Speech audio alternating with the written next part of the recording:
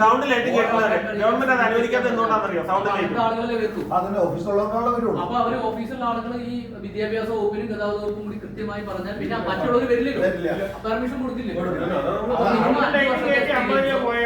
Sound light കേൾക്കുന്ന ആളുകൾ നമ്മളെ ചൂഷണം ചെയ്യുന്നുണ്ട്. ഭയങ്കര ഭീമമായ പൈസ വാങ്ങിക്കുന്നത്.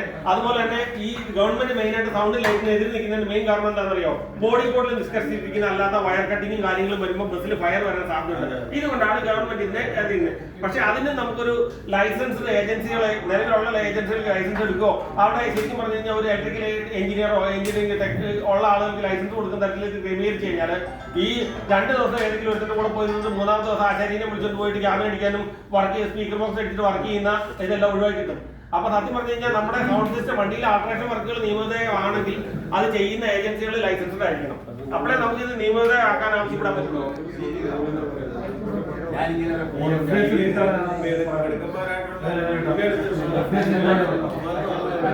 ഫയർ യൂറോ സെക്ഷന്റെ ഫയർ